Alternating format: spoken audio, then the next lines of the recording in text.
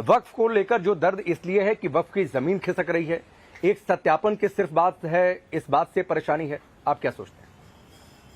देखिए, जो प्रेजेंटेशन हो रहा है कि प्रेजेंट वक्फ एक्ट, उसमें ये नुकसान है, ये नुकसान है, ये नुकसान है, 20-30 तरह के नुकसान बताए जा रहे हैं। तो अगर ऐसा हो तो संशोधन ज़रूर होना चाहिए, लेकिन ये देखना पड़ेगा कि जो स्टोरी चलाई जा रही है, स्टोरी नहीं, स्टोरियां चलाई जा रही हैं, उनमें कितनी सच्चाई है। अगर सच्चाई है ज़रा भी, तो हमारी सहमति होनी ही चाहिए। आपको झूठ लग रहा है? हमारे पास तो पॉइंट बाय पॉइंट हम बात कर सकते हैं इस सब्जेक्ट पर कि ये हरगिज़ जो बताया जा रहा है वैसा नहीं है। तो जब वैसा नहीं है तो फिर संशोधन की ज़रूरत क्यों है? मैं कुछ स्टेटमेंट्स आपके सामने कोट करता हूं और इस स्टेटमेंट्स आपको लगता है क्या कि ये ठीक है? अख्तरुल ईमान हैं, MIM के बिहार के प्रेसिडेंट हैं। वो कहते हैं मुसलमान अपने सिर धड़ की बाजी लगा देगा। सरवर चिश्ती कह रहे हैं क्यों सो रहे हो मियां, सड़क पर आना पड़ेगा। तौकीर रजा कह रहे हैं जमीनों का नहीं हमारे वजूद का मसला है। कल्बे जवाद कह रहे हैं हमसे टकराएंगे तो तबाह हो जाएंगे। सैफुल्ला रहमानी कह रहे हैं पूरे देश में आंदोलन करेंगे। साजिद रशीदी कह रहे हैं मुसलमानों से अपील, विरोध में उतरो। बात सिर्फ स्टेटमेंट की नहीं है, आप उनको सुनिए तो ऐसा लगता है कि वो मुसलमानों को भड़काने की कोशिश कर रहे हैं। इसमें 2-3 बातें हैं। एक तो ये कि बहुत ही सीरियस मसला है और इसको बाज़ार में उस तरह से ना ही हम मेरी तरफ से, ना आपकी तरफ से, ना किसी और की तरफ से भड़काऊ अंदाज में या लड़ाई वाले अंदाज में चीज़ों को नहीं ले जाया जाना चाहिए। लेकिन इसी के साथ बहुत ही दुख के साथ ये कहना पड़ता है कि सिचुएशन सिर्फ औकाफ के मामले को लेकर नहीं, बल्कि मुसलमानों के सारे इश्यूज़ को लेकर, उनके बिजनेस को लेकर, उनके वजूद को लेकर, उनके चलने फिरने को लेकर, उनके खाने पीने, उनके ज़िंदगी गुजारने के तरीक़ों को लेकर, उनकी एजुकेशन को लेकर पिछले कुछ सालों में जिस तरह का इन्वायरमेंट बनाया गया है, और वो इन्वायरमेंट भी इस तरह बनाया गया कि कहीं ना कहीं सरकारी सरपरस्ती महसूस होती है इस तरह का इन्वायरमेंट क्रिएट करने में, तो लोग बहुत उलझन में हैं। आपको लगता है मोदी सरकार मुसलमानों के खिलाफ है? मैं ये नहीं कहूँगा कि सरकार मुसलमानों के खिलाफ है, लेकिन सरकार में बैठे हुए कुछ लोग ज़रूर ऐसे हैं जो अपने बयानों से, अपने आचरण से, अपने स्टेटमेंट्स से मुसलमानों को कोने में खड़ा करने की कोशिश नहीं कर रहे हैं सिर्फ, बल्कि कामयाब कोशिश कर दी है उन्होंने।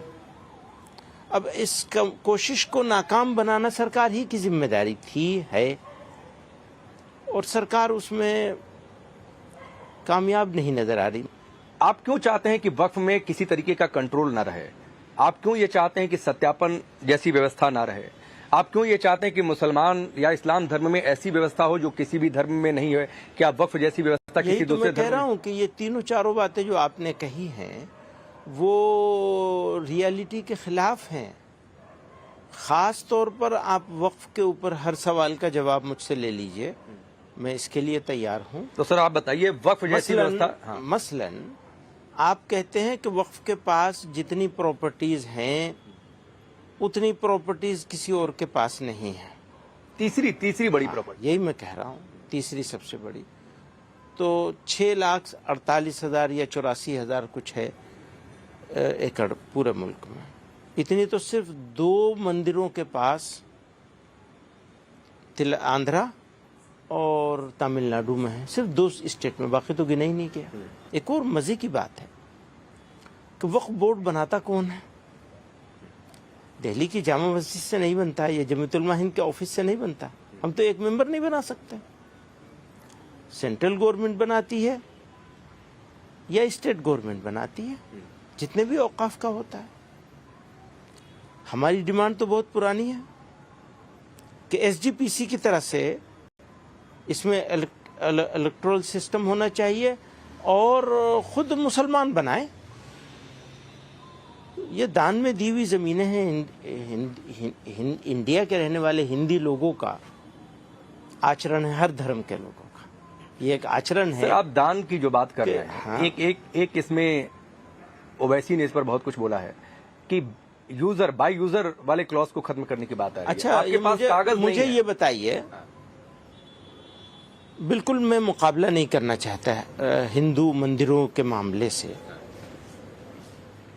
लेकिन वक्फ बाय यूजर को की बात खत्म कर दें, सारे धर्मों का खत्म कर दें, तो पता चलेगा आपको कि एक मंदिर 2000 साल से है, उसका पेपर कहां से लाओगे?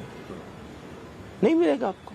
लेकिन उसको वक्फ बाय यूजर ही नाम उसका कुछ भी हो, सर, मैं आपने बिल्कुल यूजर में ही उसको आपने ठीक बात कही। बिहार का एक गांव है, पूरे गांव पर वक्फ बोर्ड ने दावा ठोक दिया। ठीक बात है। एक साउथ का केस साउथ है। का वो दोनों केस हमारे मुझे मालूम है, बहुत मर्तबा में तो उसका आप जवाब दे चुका 1500 हूं। साल पुराना मस्जिद और उसे वक्फ बोर्ड कहते कि मंदिर जो है, मैं उसी को कह रहा हूँ। मेरा कहना यह है कि ये आधा परोसा जा रहा है लोगों को, और तो आपको वो दावा ठीक लगता है? आपको वो दावा ठीक लगता है बिहार के गांव का? एक बात, वही तो मैं कह रहा हूँ, दावा कोई भी करे, दावे को सिद्ध करने का जो प्रोसेस है, उस प्रोसेस में वो अगर झूठा दावा है वो कभी भी सिद्ध नहीं सर, कर लेकिन सकेगा। इसमें जिम्मेदारी तो जिस शख्स की जमीन है उसकी ज्यादा बन जाती है ना। वक्फ बोर्ड को कहाँ सिद्ध करना होता है? ना अगर मान लीजिए कल को भाई, वक्फ वो बोर्ड तो कह दे कि बाकायदा- मेरी, हाँ, ऐसा नहीं है। हाँ। ये भी गलत ख्याल है, ये इसका भी जवाब है हमारे पास, और ये एक्ट ही के तहत है, उसी एक्ट के तहत है।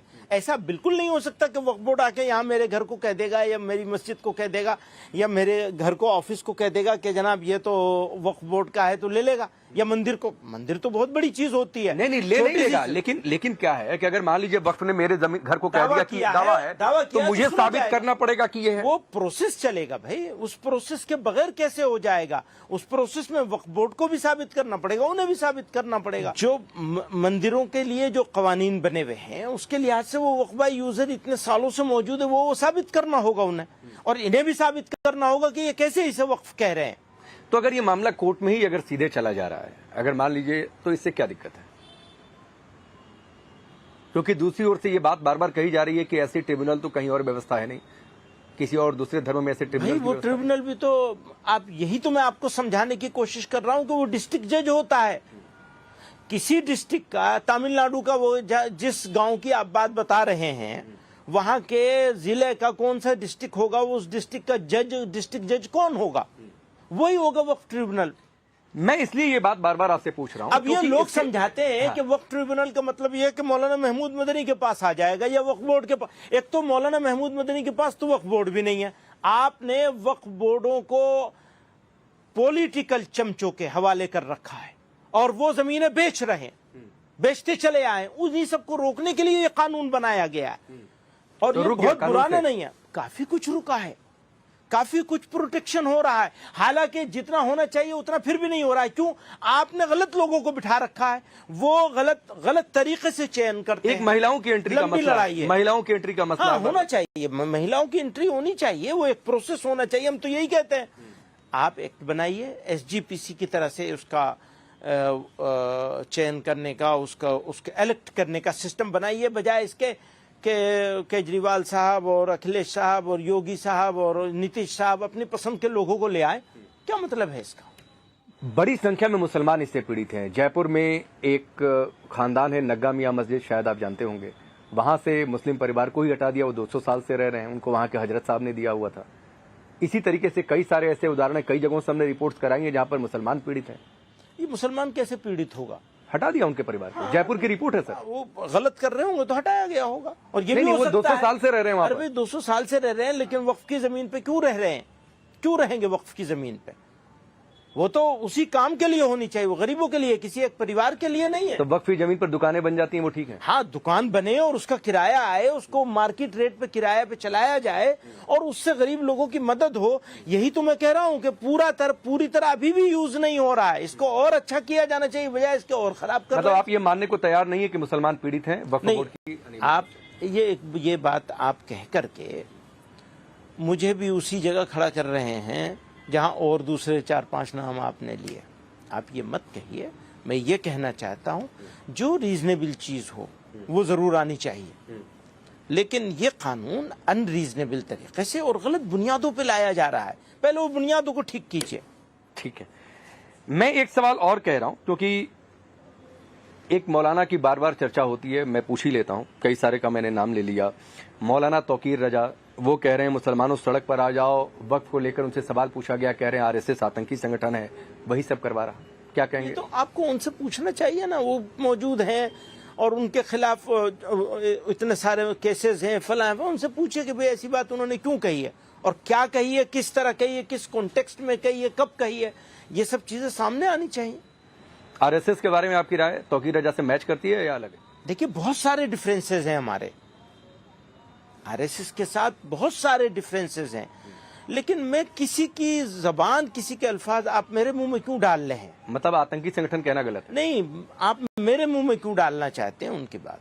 नहीं, मैं तो उस पर राय पूछ रहा हूँ, या तो बता दीजिए सही है या तो बता दीजिए गलत है। बहुत सारी असहमतियां हैं और बहुत सारी चीजों में सहमति भी मिल सकती है, ढूंढे जाएंगे, लेकिन हम लोग असहमतियां ढूंढते हैं, सहमति नहीं ढूंढते। एक और साहब हैं जो आजकल देश से बाहर हैं, जाकिर नाइक। उनके कई सारे वीडियो हर दूसरे दिन अपने सोशल मीडिया पर डाल रहे हैं वक्फ के नाम पर कि वजूद का मसला है, मुसलमानों जाग जाओ, जैसे पूरे मुसलमानों को जगाने का ठेका उन्होंने ले रखा है। आप लोग इसके काबिल नहीं है। वो तो हर आदमी के अपने अपने तरीके होते हैं, अपनी मर्जी होती है, अब किसी के बारे में क्या तबसरा? नहीं तो जाकिर नाइक को आप भड़काऊ मानते हैं? हम किसी के बारे में क्यों तबसरा करेंगे? एक इंडिविजुअल के बारे में आप मुझसे क्यों?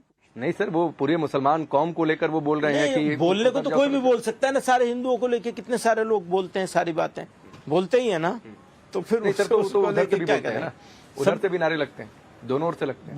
मैं दोनों ओर के बारे में मैं क्या कहूँ?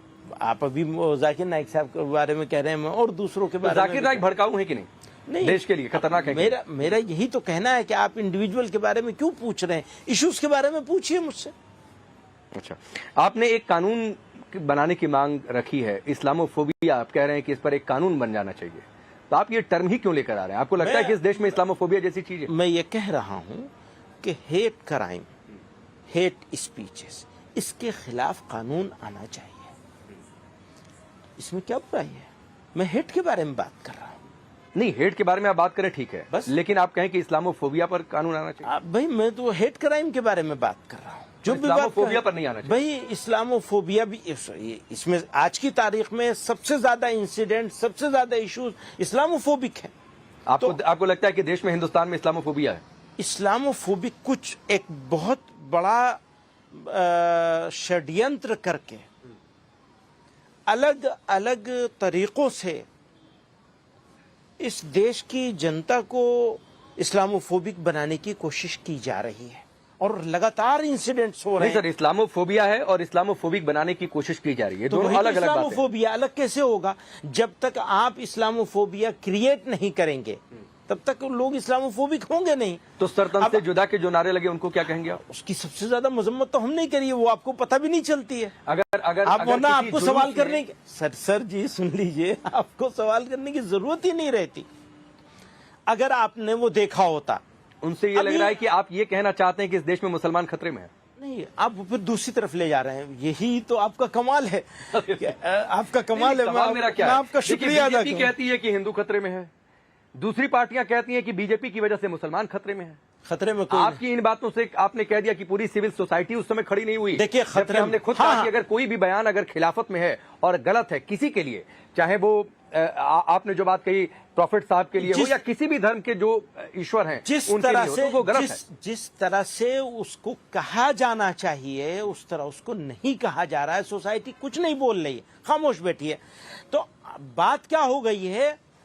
कुछ मीडिया हाउस, कुछ पॉलिटिकल पार्टीज और कुछ चंद एक लोग, इसको खड़े होकर अपनी मेजोरिटी साबित करने पे तुले हुए हैं कि मुल्क ऐसा है। मुल्क ऐसा बिल्कुल नहीं है सर मेरा सवाल इसीलिए रह गया। एक मिनट, मुल्क ऐसा बिल्कुल नहीं। मुल्क ऐसा है कि इसने सर पे बिठाया है लोगों को, इस देश ने, इस देश के लोगों ने। और मैं हमेशा ये बात कहा करता हूं, जब भी कहीं बाहर से आता हूं, मुझे वहां के फूलों में वो खुशबू नहीं मिलती जो इस मिट्टी में मिलती है। और ये क्यों कहता हूं? ऐसा नहीं है कि मैंने इत्तेफाक से कह दी है ये बात। आज भी मैं इस बात को कहना चाहता हूं, मेरा यकीन है इंडियन मुस्लिम्स के लिए इंडिया से अच्छी जगह नहीं है।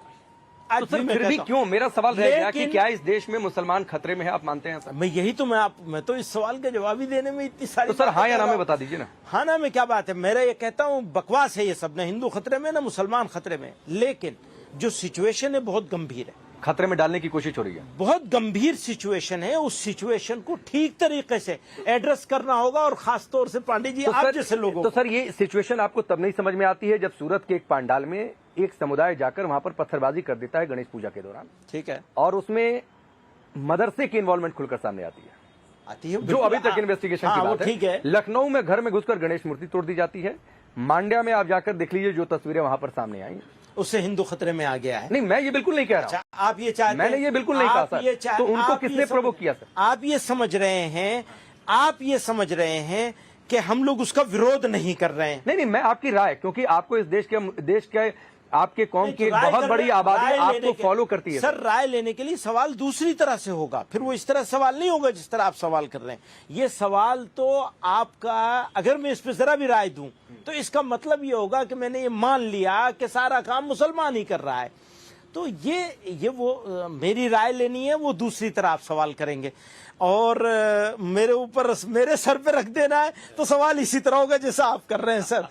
तो इस तरह नहीं बल्कि उस तरह बात होगी कि जैसे, देखिए देश हम सबका है, हम सबको मिलके इसको करना है। अब मैं बहुत दो टूक बात कहना चाहता हूं, और हमेशा कही ये बात, इसमें लगी लिपटी रखने वाली कोई बात नहीं। अगर कोई मुसलमान किसी इबादतगाह पर, किसी इबादत की जगह पर, किसी इबादत के मौके पर, या किसी इंडिविजुअल पर, या किसी के घर में, या किसी के चलते रास्ते में कोई अपमान करे, बेइज्जती करे, बदतमीजी करे, वो इस काबिल है कि दूसरों को जितनी सजा मिलती है उसकी दुगनी सजा उसे। सर लेकिन मैं आप कहेंगे कि मेरे सवाल पूछने का तरीका गलत है। जब कार्रवाई हुई सूरत के मामले में, जब कार्रवाई हुई लखनऊ के मामले में, घर में ताले बंद करके छिपे हुए थे, निकाला गया, लोग कह रहे हैं पुलिस ने क्या कर दिया। ये कोई तरीका है क्या? कहा, किसने कहा? बहुत सारे लोगों ने कहा। ना किस मेरे डिबेट शो में बहुत सारे लोग। अब वो तो आपके डिबेट शो में किस तरह के लोग आते हैं मुझे नहीं मालूम किसने क्या कहा है, ये तो आप ही अच्छा, ज्यादा वक्त पर जो चर्चा चल रही थी उसमें एक बात रह गई, क्योंकि एक अलग तरीके का माहौल, तस्वीरें कभी हिमाचल से आ रही हैं, कभी अलग अलग उत्तराखंड से तस्वीरें सामने आ रही हैं। मस्जिद अवैध बनी थी, वक्त कह रहा है कि नहीं सही है। इस पर आप क्या कहना चाहेंगे? देखिए, ये तो अब हर जगह बहुत सारी इबादत गाहों को लेकर बहुत सारे मसले चल रहे हैं, तो ये मैटर ज्यादातर सबजुडिस है। तो जो सबजुडिस मैटर हो उसके बारे में मुझे नहीं लगता कि मुझे कुछ ज्यादा बात करनी चाहिए। लेकिन आपने सबजुडिस की बात कही, एक और मामला सबजुडिस है, लेकिन मैं चाहूंगा कि आप उस पर राय दें, क्योंकि उस पर स्टेटमेंट आया है, और स्टेटमेंट है मुख्यमंत्री योगी आदित्यनाथ का। और वो बयान आज का ताजा बयान है, बयान है ज्ञानवापी पर, कि ज्ञानवापी को मस्जिद कहना गलत है, ज्ञानवापी तो साक्षात विश्वनाथ है। देखिए, ये उनकी अपनी एक राय है, अब किसी की अपनी राय है तो वो राय देगा, तो उसके ऊपर मैं क्या आपकी राय क्या है? मैं यही कह रहा हूँ कि मैटर सब जुडिस है, और लोकल कमेटी उसकी लड़ाई लड़ रही है, वो राय देंगे इसके बारे में। पहले भी सब जगह कहता रहा हूँ, ये दोनों मामले, मथुरा वाला भी, काशी वाला मामला भी, इसमें नेशनल लीडरशिप को और दूसरी जगह बैठे हुए लोगों को दखल नहीं देना चाहिए, वो लोकल कमेटियों को देखना चाहिए उसे। ठीक है। कई सारे यूपी से चूंकि बातचीत उठी है, तो हलाल प्रोडक्ट को लेकर बहुत सारी बातें हुई हाल फिलहाल में, कई चीजों को बैन भी किया गया। तो ये कौन सर्टिफाई करता है सर, हलाल, झटका? और फिर लोग ये पूछते हैं कि मतलब तेल भी हराम हो गया, टूथपेस्ट भी हराम हो सकता है, झाड़ू भी। पहली बात यह है कि हलाल और हराम, इसका ताल्लुक सिर्फ झटके और हलाल से नहीं है। पाक चीज हो या नापाक हो, पानी भी पाक नापाक हो सकता है, ये पानी पाक होगा अगर इसके अंदर इसको गलत तरीके से रिफिल किया गया है, डाला गया है इसमें, या जिस केमिकल से इसको साफ़ किया गया, अगर पानी साफ़ करके डाला जा रहा है तो वो केमिकल कैसा है, उसके अंदर कहीं जेलेटिन का यूज़ तो नहीं हुआ है, तो इसको ज़रूरत है सर्टिफिकेशन की। अच्छा, एक और बात समझिए, एक है लोकल मामला, एक है इंटरनेशनल मामला। इंटरनेशनल मामले में जो इंपोर्टिंग कंट्रीज़ हैं उनकी डिमांड होती है, उस डिमांड पर ये सर्टिफिकेशन का प्रोसेस गवर्नमेंट ऑफ इंडिया के इंटरवेंशन से स्टार्ट किया गया है। हम आज भी कहते हैं साहब बिजनेस बना रखा है इन्होंने, वो कहते भैया कल के बंद करते हैं, आज बंद करवाओ, तो हम तो तैयार हैं, बोलो। तो हमें इसमें हम नंबर एक, कोई गलत काम नहीं कोई कर रहा है, अगर कोई कर रहा है तो उसको सज़ा मिलेगी। अब तो STF वाले सब उसको देख रहे हैं, मैं भी उसमें 2 मरतबा जा चुका हूँ वहाँ पे, और मैं उनको भी कह के आया हूँ, आपसे भी कह रहा हूँ, आपके माध्यम से सब लोगों तक के पहुँचाना चाहता हूँ कि कल का बंद करते आज बंद कर देंगे। लेकिन एक बात याद रखिए, हम अगर ये पानी पाक नहीं है तो हम इसका यूज भी नहीं कर सकते, इवन हाथ मुंह धोने के लिए भी यूज नहीं कर सकते, हमारा हाथ भी नापाक हो जाएगा। अच्छा, योगी आदित्यनाथ की बातचीत चली थी, मैं एक सवाल पूछता हूं कि आपके हिसाब से मुख्यमंत्री योगी आदित्यनाथ मुसलमानों के लिए बेहतर है या बदतर है? देखिए, सिर्फ मुसलमान के पॉइंट ऑफ व्यू से आप क्यों देखते हैं किसी? क्योंकि सर यही नैरेटिव सेट किया जाता है कि वो भगवादारी हैं, वो मुसलमानों के खिलाफ हैं। आप नहीं बोलते हैं, कोई आपकी कौम से बहुत सारे नेता हैं जो लोग बोलते हैं। बिल्कुल कहता हूं, कोई किसी भगवादारी को भगवादारी होने की वजह से मुसलमानों का विरोधी माना जाए, ये गलत बात है। किसी भगवादारी को भगवादारी होने की वजह से मुसलमानों तो का, मैं क्या मानूं, योगी मुसलमानों के लिए बेहतर है कि नहीं? वही मैं कह रहा हूं आपसे, आप मुसलमान की बात क्यों पूछते हैं, स्टेट की बात पूछिए। नहीं, दोनों बता दीजिए सर, स्टेट और मुसलमान दोनों बता दीजिए। मुसलमान की बात नहीं बताएं, आप राय नहीं जाहिर करना चाह रहे हैं? नहीं, मुसलमान के पॉइंट ऑफ व्यू से क्यों पूछ रहे हैं आप, एक विशेष कम्युनिटी की तरफ क्यों ले जा रहे हैं? क्योंकि यही पोर्ट्रे किया जाता है कि योगी जो है मुसलमानों के खिलाफ है। बहुत सारे लोग ये आप नहीं बोलते होंगे, अखिलेश यादव बार-बार बोल देते हैं। बहुत सारे भाई, वो एक पॉलिटिकल पार्टी के हेड हैं, उनको ये सूट करता है, उनको वो सूट करता है, दोनों को एक दूसरे का सूट करता है, वो करते हैं। तो मुझे बताइए ना, मैं चैनल पर क्या चलाऊं ब्रेकिंग में, कि मदनी साहब ने क्या कहा, योगी आदित्यनाथ मुसलमानों के लिए बेहतर है या बदतर है? देखिए, मैं बदतर तो कभी नहीं कह सकता, कुछ काम अच्छे होंगे, कुछ काम गलत होंगे, तो किसी को बदतर कैसे कहा जा सकता है? चलिए, एंटी मुस्लिम है या प्रो मुस्लिम है? मैं इसको थोड़ा सा रिफाइन कर देता हूं। नहीं, वो स्टेट के हेड हैं, मैं उन्हें एंटी मुस्लिम क्यों कहूंगा और क्यों मानूंगा? ना मानूंगा ना कहूंगा, अगर मानूंगा तो जरूर कहूंगा। मतलब आप नहीं मानते हैं? नहीं, मैं किसी भी हेड को, जो स्टेट को हेड कर रहा हो या कंट्री को हेड कर रहा हो, आप मोदी जी के बारे में पूछेंगे फिर तो मैं क्या कहूंगा? मैं पूछूंगा, लेकिन आखिर में मैं कह रहा हूं, मैं नहीं कहूंगा इस बात को। अच्छा, एक माहौल, चूंकि वक्फ की बात आ जाए या फिर सरकार कुछ भी नया लेकर आए, ट्रिपल तलाक बिल लेकर आई, या फिर असम की मैं चर्चा कर लूं जहां पर बहुविवाह को बंद करने की बातचीत सामने आई, वो एक एक्ट लेकर आ गए, तो तुरंत सड़क पर उतर जाते हैं। ये माहौल बना दिया जाता है कि इस देश में सब कुछ मुसलमानों के खिलाफ हो रहा है। हो ही रहा है, बहुत कुछ, सब कुछ नहीं लेकिन बहुत कुछ हो रहा है। जब हो रहा है तो कहा जाए बहुविवाह बंद करना मुसलमानों के खिलाफ हो गया। नहीं, बहुविवाह के ऊपर आप स्पेसिफिक अगर बात करना चाहते हैं तो वो अलग सब्जेक्ट है। हमारा ये कहना है कि आज़ादी के ज़माने में जब ये बात चल रही थी कि मुसलमान इस मुल्क में रहेगा या जाएगा, तो हमने इस देश को चूज किया था। यहीं रहे हैं, इसी गली की है खाक से यहीं खाक अपनी मिलाएंगे, किसी शायर ने उसी जमाने में कहा था।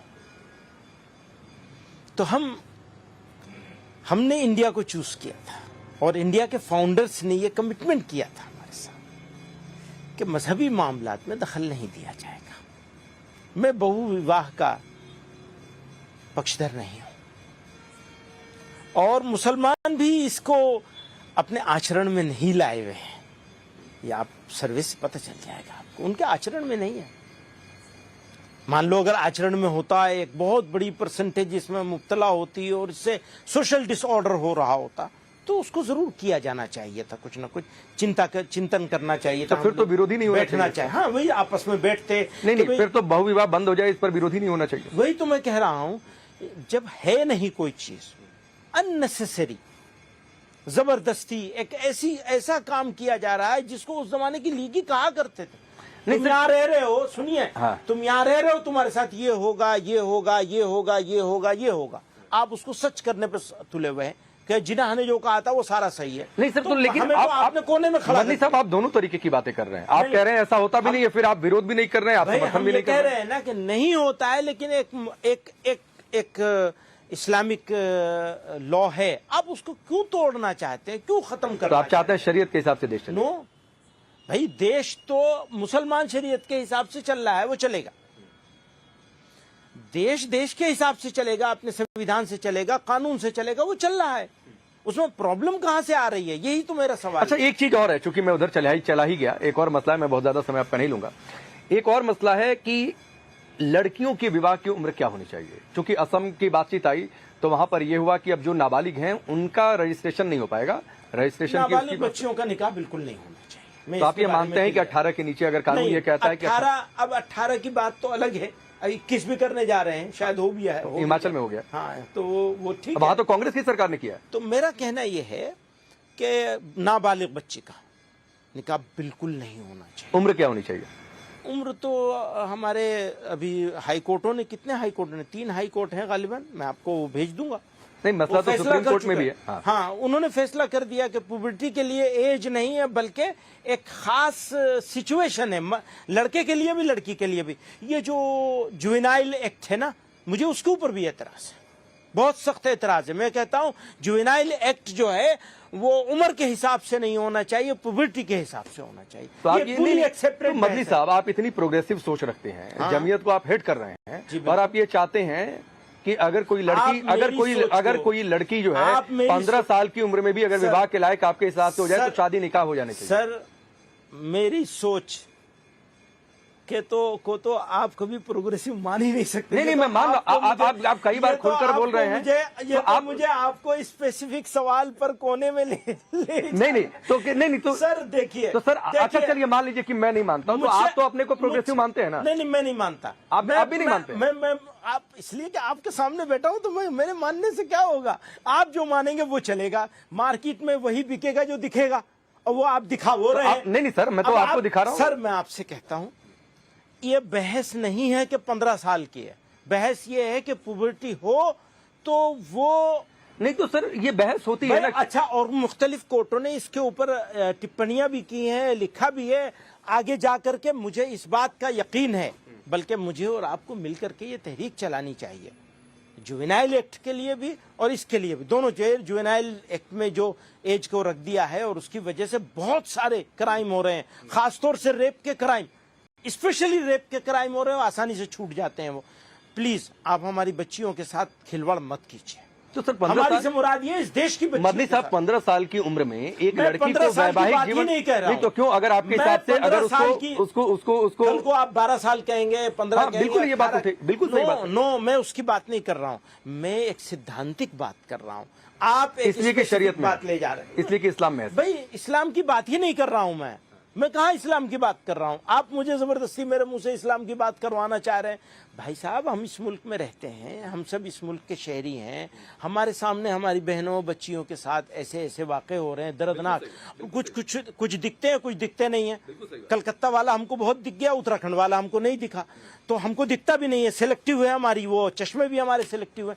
प्लीज, मैं फिर कह रहा हूं, आप जो सारी बहस है एक सिद्धांतिक बहस है, उसूली बहस है, उस उसूली बहस नहीं, मैं इसलिए कह रहा हूं सर, क्योंकि मैं अपने शो में बहुत बार इस पर चर्चा कर चुका हूं, और हर बार मैं आपकी बात नहीं कह रहा हूं। जो लोग भी आते हैं वो ये तर्क देते हैं कि आप लोग इस्लाम में दखल दे रहे हैं, तो उसकी एक व्यवस्था आपको नहीं लगता है कि ये बहस ही हटा दी जाए? एक 18 साल जो कानून, मुल्क का कानून जो कह रहा है बालिग होने की उम्र, हम भी वही मानते हैं। हम इस बहस में हैं, आज की तारीख में हम इस बहस में हैं, और आपके साथ इस उम्मीद में हैं कि आप इस बहस को एक पॉजिटिव डायरेक्शन में ले जाएंगे। बिल्कुल मैं पॉजिटिव और ये कहेंगे कि ये जुवेनाइल एक्ट इसको भी देखा जाना चाहिए। मैं आप कहेंगे तो मैं रेप के वो इंसिडेंट जो दिखे हुए हैं उनका सब निकाल के आपको डेटा भेज दूंगा। बच्चियों को अच्छी एजुकेशन होनी चाहिए, पूरी अवेयरनेस होनी चाहिए, उनको पूरा मौका मिलना चाहिए इस बात का कि वो अपने लिए खुद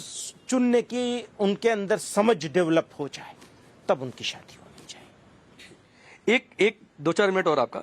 हिजाब पर भी विवाद हुआ, स्कूल कॉलेज में बहुत सारा मसला उठा, महाराष्ट्र में भी सुप्रीम कोर्ट ने एक डायरेक्शन भी उसको लेकर दिया। क्या आप मानते हैं कि ड्रेस कोड का पालन होना चाहिए या नहीं होना चाहिए? किसी एजुकेशनल इंस्टीट्यूट की मैं बात कर रहा हूं, सार्वजनिक जगहों पर नहीं। सार्वजनिक जगह पर तो ठीक है, जिसका जो नियम है वो पालन करें धर्म के हिसाब से। देखिए, यही तो सब लोग बोल रहे हैं, साहब हमारा इंस्टीट्यूट है तो हम जो है वो करेंगे। तो आपने एक बच्ची को जो पढ़ती नहीं थी, उसने पढ़ना शुरू किया। समाज की में एक सेक्शन ऐसा पैदा हुआ जिसकी बच्चियों ने कहा हम पढ़ेंगे। आपने कहा हम तुम्हारा हिजाब नोच लेंगे ड्रेस कोड के नाम पे। जो भी कह रहे हैं ड्रेस कोड का हवाला दे रहे हैं। अरे भाई, उसका कलर फिक्स कर दीजिए, उसका डिजाइन फिक्स कर दीजिए। बहुत सारे तरीके हो सकते हैं एकोमोडेट करने के। आप एकोमोडेट करने के लिए तैयार नहीं हो और मैं कहता हूं मेरी बच्चियों को हर हाल में मुझे पढ़ाना है, तो फिर अब मुझे यही करना पड़ेगा कि मैं कहूंगा कि भैया अपने लिए बनाओ। तो कितने बना लेंगे, ये भी है। तो आप ये चाहते हैं कि एक स्कूल में, एक क्लास में कोई मुस्लिम है वो हिजाब पहन कर जाए, कोई हिंदू है वो धोती कुर्ता में तिलक लगा कर आए, इससे क्या यूनिफॉर्मिटी रहेगी? बहुत अच्छा रहेगा। अगर कोई हिंदू तिलक लगा के आता है तो फिर एक जैसी एक समान कैसे? टीचर के लिए जो पढ़ा रहा है, शिक्षक है, उसके लिए तो सारे छात्र, चाहे वो हिंदू है, मुस्लिम है, सिख है, ईसाई है, उसके लिए तो सब एक जैसे एजुकेशन देगा। अच्छी बात है, बिल्कुल। तो इससे यूनिफॉर्मिटी कहाँ रहेगी? होने चाहिए। तो कैसे एक जैसे कपड़े से थोड़ी, अगर पहनावा अलग अलग हो गया तो? नहीं, पहनावे से थोड़ी यूनिफॉर्मिटी आएगी। मतलब आप स्कूल ड्रेस के खिलाफ हैं? नहीं, मैं फिर वही बात, आप एक बात को फौरन उचक कर दूसरी तरफ चले जाते हैं। क्योंकि आपने कह दिया कि हिंदू को ये वो धोती कुर्ता तिलक में आए और मुस्लिम लड़कियां हिजाब पहन कर आए। नो, ऐसा नहीं है। बल्कि हम ये कहना चाहते हैं कि बच्ची आज की तारीख में, अब मान लीजिए कि मैं कुर्ता पैजामा पहन के जाऊं, आप उसको रोकिए, बिल्कुल रोकिए। नहीं, कुर्ता पैजामा नहीं चलेगा। अगर ग्रे कलर की पैंट है, व्हाइट शर्ट है, तो वो तुम्हें वही पहन के आना पड़ेगा। लड़की को भी आप यही कह सकते हैं, और ऐसा बहुत जगह है, ऑलरेडी है। कुछ ही जगहों पर ऐसा किया जा रहा है, खास प्लानिंग के तहत। बहुत सारी जगहों पर है कि वो कहते हैं लड़कियां शलवार पहन के आएंगी, तो ग्रे कलर की शलवार होगी लड़कियों की, लड़कों की ग्रे कलर की पैंट होगी, व्हाइट कलर का कुर्ता होगा लड़कियों पे, और लड़कों पे व्हाइट कलर की शर्ट होगी। क्या प्रॉब्लम है अगर उसमें वो व्हाइट कलर की या ग्रे कलर का उसको आप इजाजत दे दे? देखिए, ऐसा है, आपको ये अभी भी नाजायज लगेगा, मैं जानता हूं, इस वजह से कि आप वो फीलिंग्स को और लड़कियों की प्रॉब्लम को नहीं समझ पा रहे हैं। तो हिंदू और मुस्लिम लड़कियों की अलग अलग प्रॉब्लम होती है। हाँ, यकीनन। आज तक तो मुसलमान अपनी बच्चियों को पढ़ाने के लिए तैयार नहीं थे। मुश्किलों से तो वो तैयार हुआ है, फिर कहते हैं नहीं, इसको तो हिजाब उतार के जाना पड़ेगा, तो वो प्रॉब्लम होगी, वो लड़की बेचारी रोती बहुत। नहीं, मदनी साहब, बहुत सारे आप देश हम में यही कहते हैं, ये आजादी दे दीजिए, लड़कियां फैसला करें उन्हें हिजाब पहनना है या नहीं। एक छोटा सा टिप्पणी आपकी। देश में कई सारे नारे लगे कई जगहों पर कि हिंदुस्तान में रहना है तो या रसूल कहना है, कई सारे इस तरीके के नारे। ऐसा कोई नारा मेरे इल्म में नहीं। रायबरेली में बिल्कुल, रायबरेली में लगा था। ना, मैं नहीं मानता। कई आपके कौन से लोगों ने विरोध भी किया। मैं ये भी कह रहा हूँ विरोध। मैं नहीं मानता इस बात को कि ऐसा कोई लगा है, और लगा है तो बहुत बदकिस्मती की बात है, चाहे इधर से लगाओ चाहे उधर से लगाओ। बिल्कुल ठीक बात है। अब आपने कहा था कि मोदी पर भी पूछेंगे, तो मैं पूछ ही लेता हूँ। प्रधानमंत्री मोदी और बीजेपी को लेकर यह बार बार पोर्ट्रे किया जाता है कि वो मुसलमानों के खिलाफ हैं, वो सत्ता में रहे तो फिर तो हिंदू राष्ट्र बन जाएगा। मैंने पहले जवाब दिया आपको, मुसलमानों के बारे में बात मत करिए, बल्कि देश के बारे में बात करिए। देश में यकीनन उनके हाथ से बहुत से अच्छे काम और उन्हें अप्रिशिएट किया जाना चाहिए। मैंने बारहा इंटरनेशनल पॉलिसी पर, फॉरेन पॉलिसी के ऊपर, उस जमाने में जब रशा और इसको लेकर के उन्होंने जो कुछ काम किए थे, मैंने कहा था, पुरानी बात हो गई, 2 साल पुरानी, 2.5 साल, तब भी कहा था, आज भी कहता हूं, ये बहुत नाइंसाफी और अन्याय की बात होगी, अत्याचार होगा कि सारी चीजें गलत बता दी जाए। अब अगर मुझे उनका हिमायती बनना है सपोर्टर बनना है तो सारी चीजों को अच्छा कहना पड़ेगा, ये भी गलत है। अगर मुझे कोई चीज ऐसी लगेगी, जैसे उनकी इस बारे में खामोशी है, जो इस्लामोफोबिक सिचुएशन क्रिएट की जा रही है, उसके बारे में उनकी खामोशी, उस पर मुझे बहुत ऑब्जेक्शन है, बहुत एतराज है।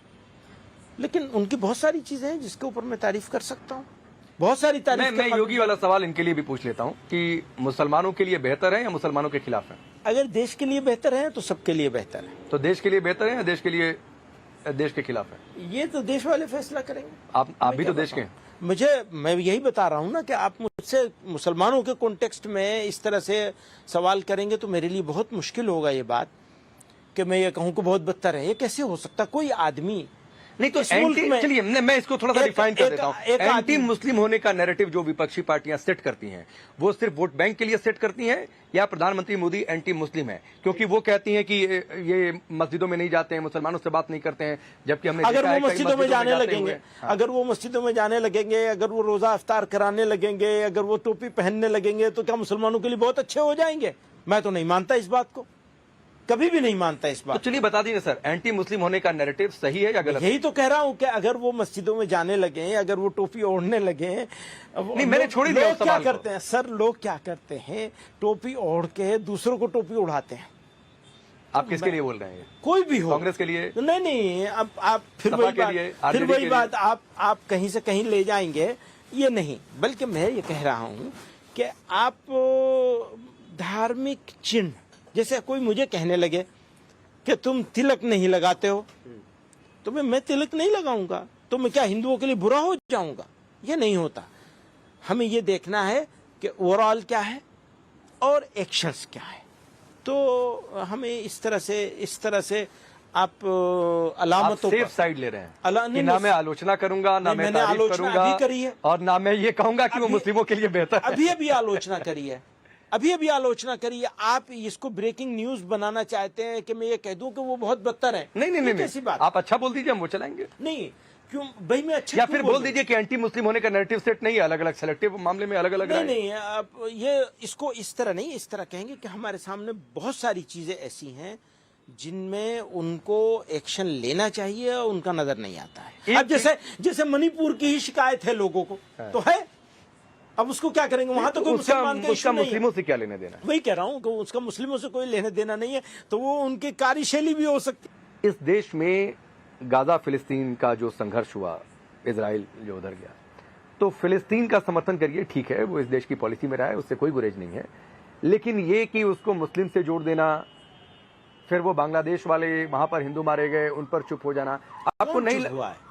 बहुत सारे लोग हैं ना कुछ नहीं हुआ, सब लोगों ने उसकी मजम्मत की है। खुद बांग्लादेश के लोगों ने मजम्मत की है, इंडिया के लोगों ने भी मजम्मत की है। ये एक बात मैं बहुत क्लियर इस बारे में, बांग्लादेश के बारे में और पाकिस्तान के बारे में और अफगानिस्तान के बारे में, अगर ये मुस्लिम मेजोरिटी मुल्क हैं और अपने इस्लाम का दावा भी करते हैं, वहां का सिख, वहां का हिंदू, वहां का क्रिश्चियन अपने आप को मुसलमान से ज्यादा सेफ और बेटर पोजीशन में नहीं महसूस करे, तो फिर क्या इस्लाम है उनका?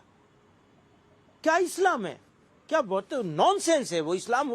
किसका, कैसे उसको इस्लाम माना जा सकता है? क्योंकि इस्लामी बुनियाद पर एक तो होता है इंटरनेशनल ट्रीटीज हैं, लोगों को माइनॉरिटीज को ये हक हैं उनको देने हैं माइनॉरिटीज के, ये सारी चीजें अलग हैं। बुनियादी बात यह है कि अगर कोई मुसलमान है और किसी वजह से उसको रूलिंग करने का मौका मिल गया किसी भी तरीके से, और रूलर है वहां का या वो फैसला करने वाला है, उसकी पहली जिम्मेदारी उसकी माइनॉरिटीज है, बाद में दूसरा काम है सारा। एक चलते चलते एक सवाल और आपसे, क्योंकि बहुत सारी वक्फ की बात हो गई, बहुविवाह पर हमने बातचीत कर ली, एज ऑफ मैरिज पर हमने बातचीत कर ली, क्या आपको लगता है, या सीए की बातचीत जो हमने नहीं की, ये लगता है कि ये धीरे धीरे यूसीसी की ओर है जिसका आप लोग विरोध करते हैं? हमने तो आसाम में बहुत डिमांड करी हमेशा यूसीसी की नहीं, यूसीसी की बात, अच्छा uniform civil code, uniform civil code की बात कर रहे हैं। मैं एनआरसी समझा, क्योंकि आप सीए के साथ मिला के बात कर रहे थे। नहीं, मैं नहीं करता हूं, ये नेता मिलाकर करते हैं। ये आपने बहुत अच्छी बात कह दी, नेता मिलाकर कहते हैं कि सीए का मतलब एनआरसी भी आ गया। तो यूसीसी की बात यही है हमारी, वही जो मैंने बीच में यूसीसी के ऊपर बात हो चुकी है हमारी आपके, कि हमने मुल्क में, मुल्क के निर्माताओं ने, बनाने वालों ने, फाउंडर्स ने एक कमिटमेंट किया था, एक तसल्ली दी थी, एक इत्मीनान दिलाया था, उसको खत्म क्यों करना चाहते हैं? नहीं सर, और लाइए कोई नहीं, आपने संविधान का जिक्र किया, संविधान में इस बात का भी जिक्र है कि यूसीसी लाया जाए, जिस तरह का वही मैं कह रहा हूं कि उसका एक ब्लूप्रिंट लाइए, उस पर डिबेट कराइए, देखेंगे, हो सकता है अच्छा हो, अच्छा होगा तो सपोर्ट भी करेंगे, क्या दिक्कत है? अभी से क्यों उसको अपोज करेंगे? नहीं, माहौल तो ऐसा ही बनता है। अभी से उसको क्यों अपोज करेंगे? लाए ना फिर, जैसे सीए का विरोध हुआ, उसके आधार पर जिस तरीके से आंदोलन इस देश में चले। ठीक है, अब वो लोगों का आंदोलन चलाने का भी तो अधिकार है ना, आप कैसे छीन लेंगे? वो तो हमारे डेमोक्रेसी ने, हमारे संविधान ने अधिकार दिया है।